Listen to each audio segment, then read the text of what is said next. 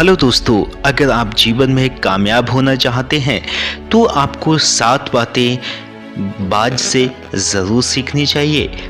पक्षियों के राजा बाज, जिसे हम गरुड़ कहते हैं, जिसे अंग्रेजी में ईगल कहा जाता है, इनसे सीखने के लायक जो 7 बातें हैं वो बहुत ही ज़बरदस्त हैं। इस पर अमल करके आप ज़िंदगी में कामयाबी हासिल कर सकते हैं। तोता मीठा और बहुत ज़्यादा बोलकर भी पिंजरे में कैद रहता है और बाज शांत रहकर भी आसमान की ऊंचाइयों को छूने का विल पावर रखता है।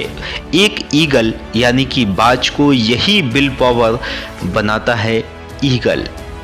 पक्षियों का राजा इसलिए कभी भी जिंदगी में अगर इंस्पिरेशन लेना है तो बाज से लेना, तोते से नहीं। विल पावर और मोटिवेशन मेंटली से संबंधित आज हम इस वीडियो में बात करेंगे कि बाज से आपको 7 बातें क्या सीखना चाहिए। सबसे पहले है, ईगल बहुत ऊंचा और अकेले उड़ता है। ईगल हमेशा या तो ईगल के साथ उड़ता है यानी कि बाज के साथ उड़ता है या फिर अकेले उड़ता है। एक ईगल कभी भी छोटी चिड़ियों के साथ नहीं उड़ता। यहाँ से हमारे लिए सबसे पहला लर्निंग पॉइंट शुरू होता है या हमें जो सीखने की बात है वो है कि हमें या तो समान सोच वाले लोगों के साथ रहना चाहिए या बिल्कुल अलग रहना चाहिए। हमें छोटी सोच वाले या नकारात्मक से भरे दूसरों की टांग खींचने में व्यस्त लोगों से दूर रहना चाहिए। ईगल से हमें सीखना चाहिए दूसरा पॉइंट, एकाग्रता और दृष्टि। ईगल की नज़र बहुत साफ होती है। वह 5 किलोमीटर दूर से ही अपना शिकार को देख सकता है। वह सभी बाधाओं के बावजूद अपने शिकार तक तब तक नज़र बनाए रखता है जब तक कि वह उसे हासिल नहीं कर लेता है। यहाँ से हमें दूसरी बात सीखने को मिलती है कि दूर की सोच कर आप लक्ष्य को निर्धारित करें और एक बार जब अपना टारगेट सेट कर लेते हैं तो उसे हासिल करके ही दम लें। जीवन में आने वाली छोटी मोटी बाधाओं से अपने लक्ष्य से भटके नहीं। बाज से तीसरी बात सीखने की बात है, निडर होना। एक ईगल यानी कि बाज निडर होता है। वह अपने शिकार के आकार प्रकार उसकी ताकत से नहीं डरता। वह अंत समय तक अपने शिकार को अपने वश में करने के लिए लड़ता है और जीत कर ही दम लेता है। ईगल से हमें यह तीसरी बात सीखने की बात है कि हमें निडर होकर अपने लक्ष्य को प्राप्त करने की कोशिश करते रहना चाहिए और जीवन में आने वाली छोटी मोटी बाधाओं से पार चलकर हमें कामयाबी ज़रूर मिलती है। दोस्तों, ये सच है कि जीवन में सभी समस्याएं आती हैं, परेशानियां आती हैं, तो उनसे भागना नहीं चाहिए। परेशानियां चाहे बड़ी हों या छोटी, लेकिन एक योद्धा की तरह हमें उसे लड़ना चाहिए और उससे जूझते हुए उसे फेल कर देना चाहिए, उस परेशानी को असफल कर देना चाहिए, ना कि घबराकर हाथ पर हाथ धरकर बैठ जाना चाहिए। समस्याओं से पार जाकर उसे हमें सफलता मिलती है। ईगल से चौथी बात सीखने की है, मजबूत इच्छा शक्ति। ईगल एटीट्यूड में आगे बात इरादों और इच्छा शक्ति पर। ईगल का इरादा बहुत मजबूत होता है। जब आसमान में काले काले बादल छाने लगते हैं, तेज़ हवा के साथ बारिश होने लगती है, तो वहाँ बाकी पेड़ पक्षी टहनियों के नीचे घोंसलों में छुप जाती हैं और वही ईगल उन्हीं तेज़ हवाओं के सहारे इतना ऊपर उठ जाता है, इतना ऊपर कि बारिश उसे परेशान न कर पाए, और तो उस तूफान का मज़ा लेता है और बहुत ऊंचाइयों तक चला जाता है। अगली हमें जो सीख लेने की ज़रूरत है कि ख़राब समय पे रोना मत। देखो कि आप इस कठिन समय में अपने लिए एक अच्छा कर सकते हैं। दुनिया में अचीवर्स वही है जिन्हें कठिनाइयों को, परेशानियों को एक मौके के रूप में बदलने का हुनर अच्छे से आता है। 5वीं बात है, वर्तमान में जीना। ईगल कभी भी मरे हुए शिकार को नहीं खाता। वह हमेशा अपने खाने के लिए ताजे शिकार पर निर्भर करता है।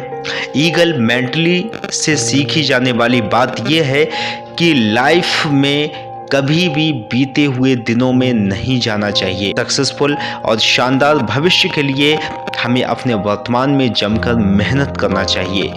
वही यदि हमारा अतीत किसी कारण से दर्दनाक रहा है तो उसे अपने वर्तमान को खराब करने की इजाज़त नहीं देनी चाहिए।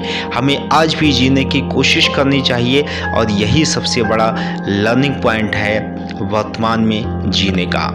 छठा पॉइंट है सीखने की मानसिकता। नए नन्हे मेहमानों के घर आते ही ईगल थोड़े दिनों के बाद अपने घोंसले से नर्म घास को बाहर निकाल फेंकता है ताकि उसके बच्चे को घोंसला में रहना मुश्किल लगे और उन्हीं मुश्किलों में घोंसले से बाहर निकलकर वो उड़ना सीख लेता है। बहुत गजब का पॉइंट है इससे कि अपने जीवन में कुछ बड़ा करने के लिए हमें अपने कंफर्ट जोन से बाहर निकलना होता है। जो हमें सुख सुविधाएं होती हैं उन्हें छोड़ना पड़ता है। कंफर्ट जोन से आगे चलकर ही आप अपने सपनों की मंजिल तक पहुंच जाते हैं। सातवां पॉइंट है जिजीविषा से भरा हुआ। जिजीविषा को समझते हैं कि ईगल एटीट्यूड में आगे बात जिजीविषा पर की जाती है।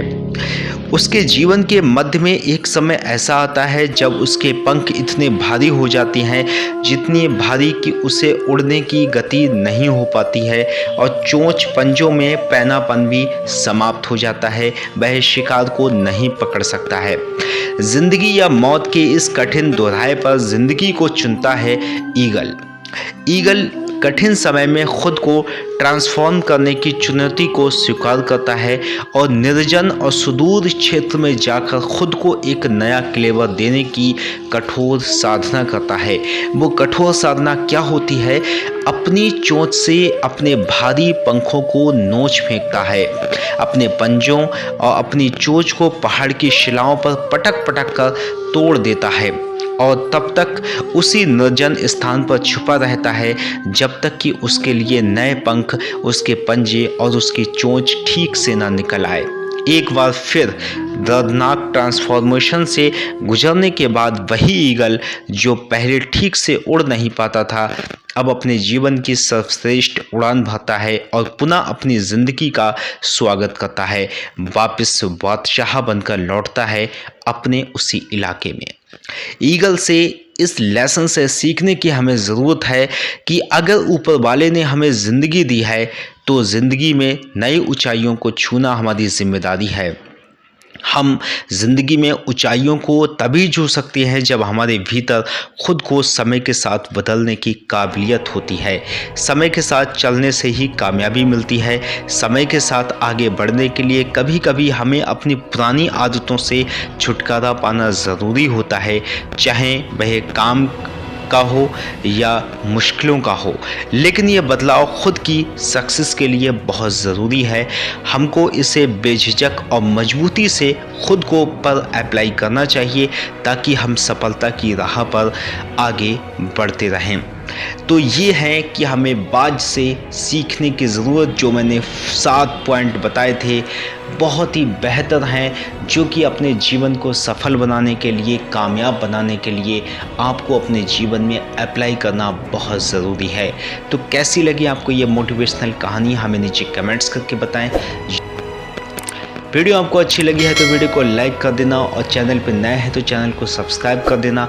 मिलते हैं अगले वीडियो में, तब तक के लिए जय हिंद।